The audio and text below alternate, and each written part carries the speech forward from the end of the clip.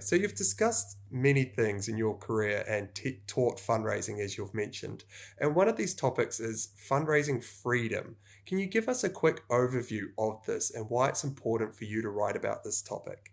I wrote something about fundraising freedom because I think that there are two kind of different treatment that you have for those who are in the profit world and those who are in the non-profit world. So as Dan Palotta always said in the past, and I met Dan Palotta and I spoke with him a couple of times about this. I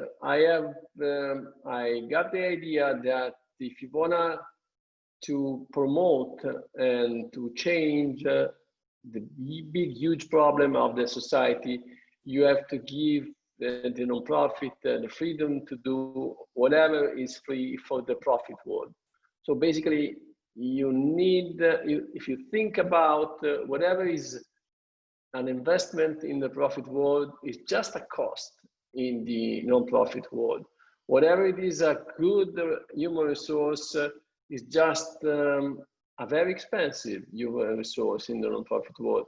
Whatever it is, I don't know, a huge and important board and governance action and very very important for the profit world to have a good board and a good governance.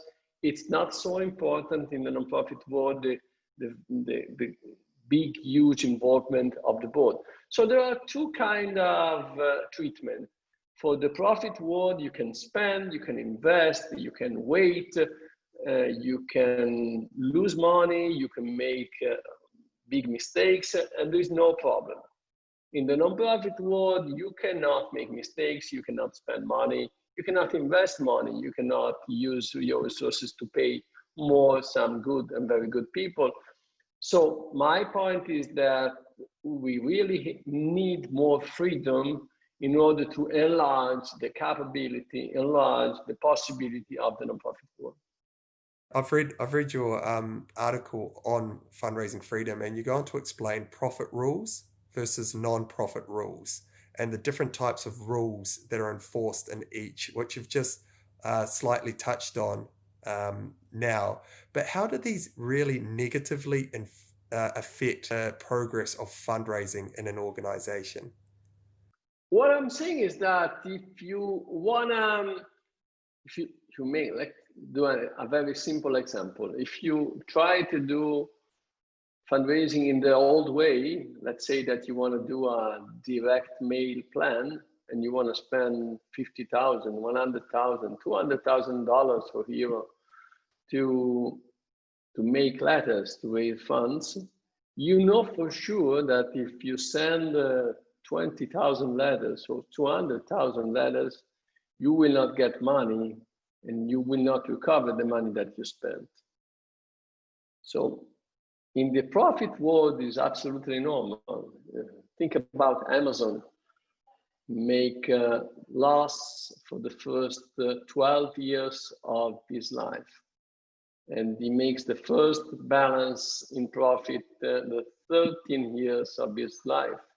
So people are patient with the investment in the profit world. People are not patient in the non-profit world, and many times are the same people. What I'm saying that the CEO of Amazon sometimes is the CEO or maybe one of the board of governor of a non-profit company, but is a kind of schizophrenic.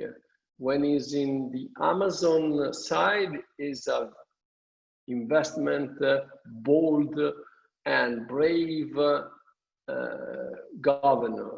When he moves on the other rooms and he begins to be the governor, one of the board in a non-profit world, he became immediately not so bold, not so brave, but maybe we can spend less money, maybe it's not the right investment.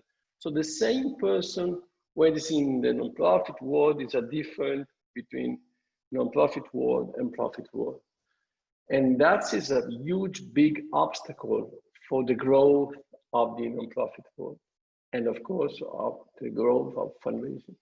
And why do non-profits operate like this? I think there are a kind of tradition in which rich people used to give, they produce profit, they produce a lot of money, and then they feel guilty. And so they decided to create the non-profit world where they put just money, but they were not expecting to get money. So that tradition is a kind of tradition that you still repeat in your world.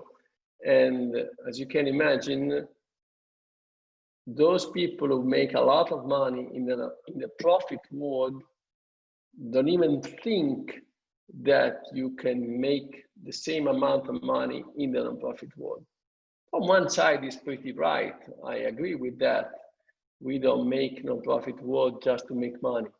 But at the same time, if you don't pay the right salary, the right money to the people that are working in the non-profit world, you will see a lot of people with talent, a lot of very good person that will move from the non-profit world to the profit world because of the money.